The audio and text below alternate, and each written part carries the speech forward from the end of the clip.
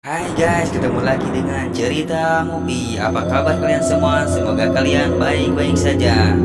Gak usah berlama-lama lagi, siapkan kopi, duduk santai, dan kita tonton film berikut ini. Jika kalian suka dengan channel ini, jangan lupa like, share, and subscribe. Film diawali dengan prolog. Terlihat satu sosok boneka, yang mirip dengan boneka Chucky tapi dengan ala-ala Vietnam, dan terlihat gadis yang lagi galau ingin bunuh diri.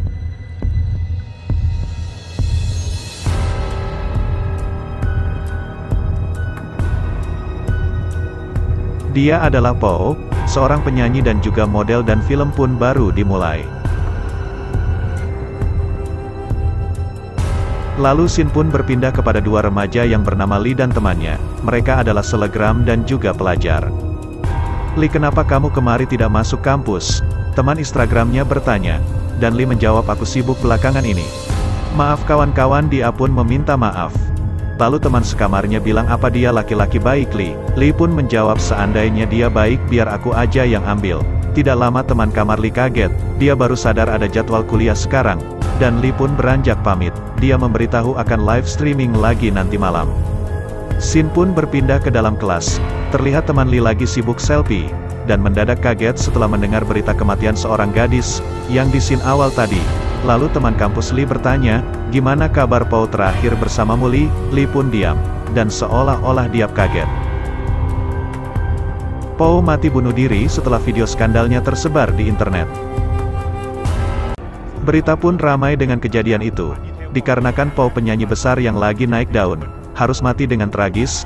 Berita itu pun menggemparkan semua pihak, dan dari olah TKP polisi banyak menemukan barang bukti mulai dari boneka-boneka aneh, dan kematian Po pun banyak pihak mengaitkannya dengan hal mistis.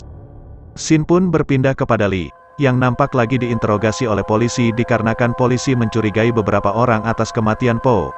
Pada saat sebelum Po meninggal, Lee sempat bersamanya.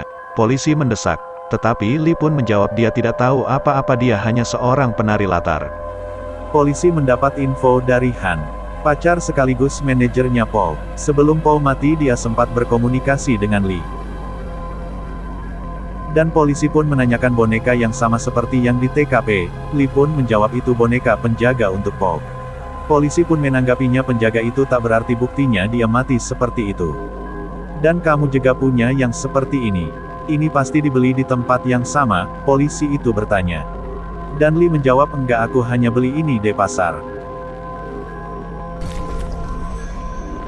Scene berpindah ke masa lalu Lee. Terlihat dia bersama temannya sudah tampil di sebuah acara. Han pun ada di sana. Tidak lama Po pun datang dan memanggil Lee. Dia memberikan boneka kepada Lee sebagai hadiah ulang tahunnya, dikarenakan Lee sudah dianggap sebagai adiknya. "Tolong boneka ini jaga untukku, karena dia juga yang selalu menjagaku." Po bicara pada Lee, dan dia pun menjawab, "Baik, akan kujaga dengan sebaik-baiknya." Scene pun berpindah ke saat sekarang. Terlihat Lee yang lagi sedih sambil memeluk boneka, mendengar suara air di kamar mandi, dan dia pun bergegas mengeceknya. Setelah mematikan air yang terbuka, dia pun melihat ada sesuatu di pembuangan air. Dengan perlahan dan hati sedikit takut, dia pun pelan-pelan menariknya. Dan sudah lama menarik.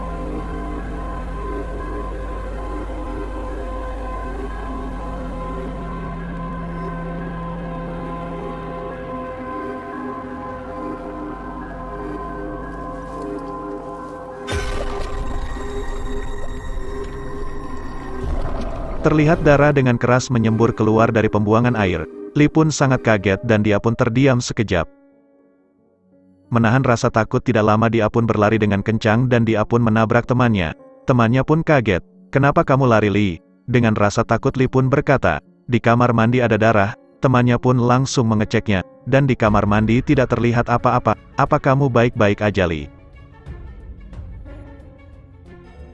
Di keesokan harinya Lee pun datang ke tempat peristirahatan Pong. Dan dia pun berdoa sambil menangis, "Beristirahatlah dengan tenang di sana."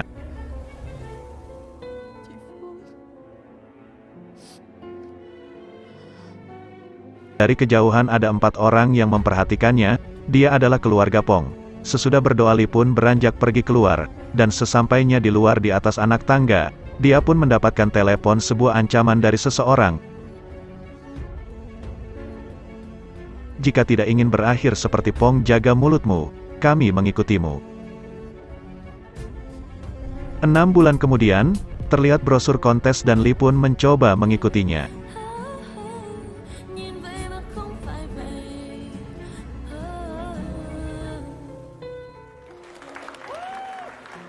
Setelah konser, Lee pun kembali kepada temannya, dan dia pun terlihat ada yang memperhatikan, seorang ibu-ibu dengan membawa boneka yang sama seperti yang Pong punya.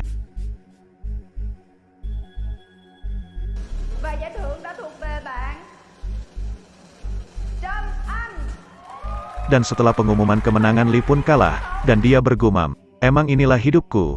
Sambil sedikit kesal dia berbicara.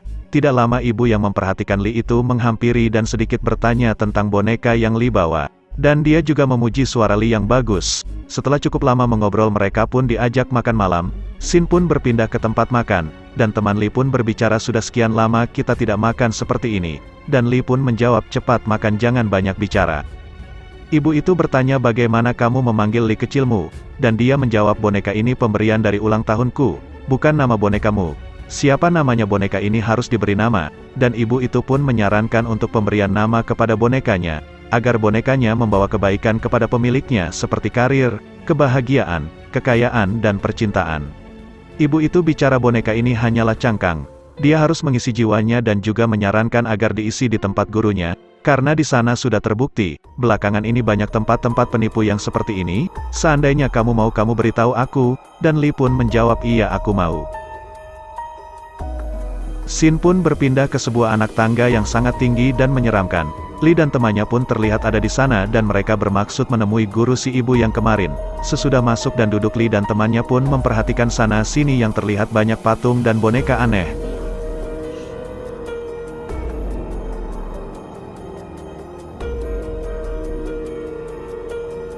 Dan terlihat si biksu yang lagi ritual mempersiapkan boneka.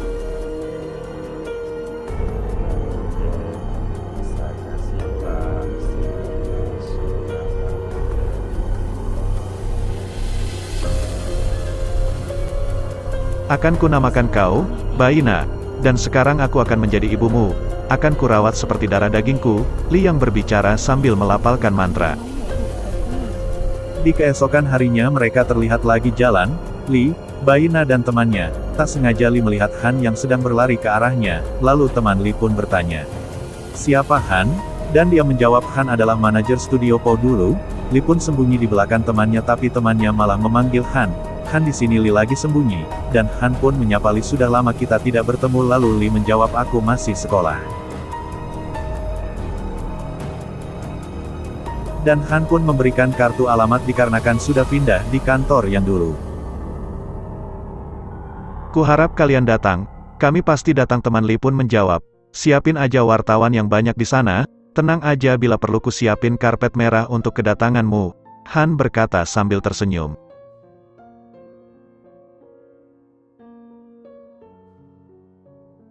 Dan film pun pindah di mana Lee yang datang ke kantor Kan dan langsung bernyanyi di studio.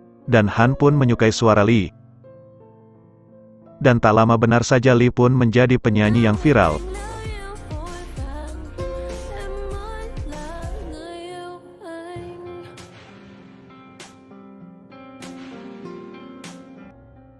Lalu sini pun berpindah Lee yang lagi bercerita kepada Baina. Dan tidak butuh waktu lama dia pun menjadi model foto dan penyanyi besar. Waktu pun berpindah ke malam yang hening, Lee pun sedikit kesepian dan dia pun menutup pintu yang terbuka, dan setelah dia berbalik.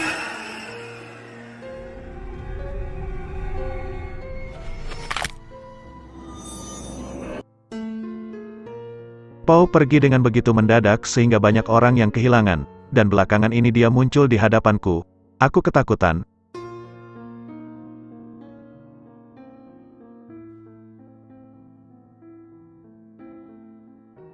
Aku tak pernah bermaksud menyakitinya. Aku menyayanginya. Lee berdoa di hadapan Na, setelah dia melihat penampakan Po tadi malam. Cô Phương không buồn mẹ đâu. Cô luôn xem mẹ là em gái mà.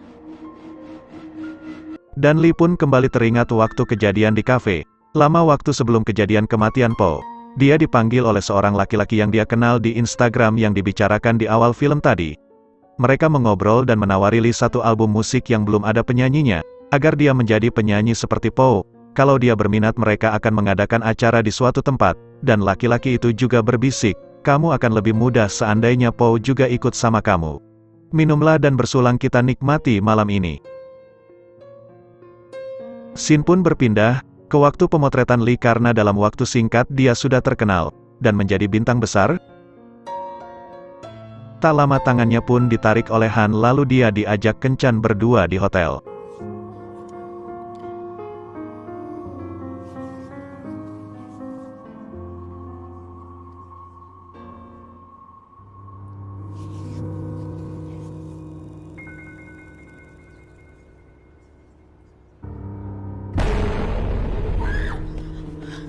Em sao vậy?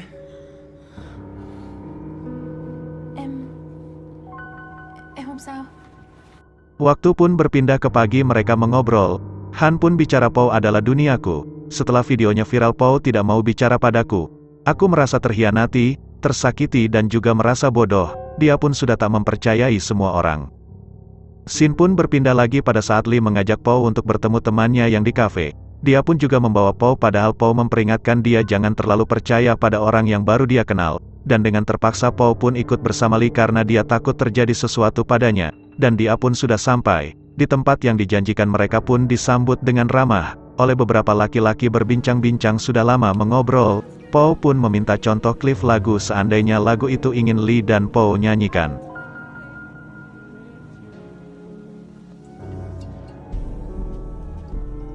Wow, nhạc chất quá. Em nghĩ sẽ thành hit được đấy. Untuk tanda kesepakatan mereka pun diajak bersulang. Tapi Po merasa takut dan sedikit ragu, karena dia tidak ingin menghancurkan harapan Lee. Dia pun mau bersulang.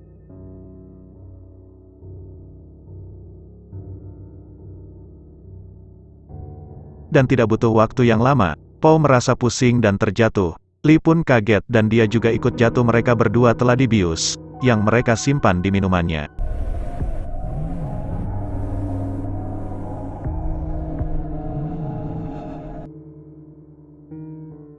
Dan mereka berdua pun dibawa oleh 3 orang, lalu membuat video skandal, dengan harapan mereka dapat dijadikan boneka seks untuknya dan mereka juga yang mengancam Lee waktu di pemakaman Po.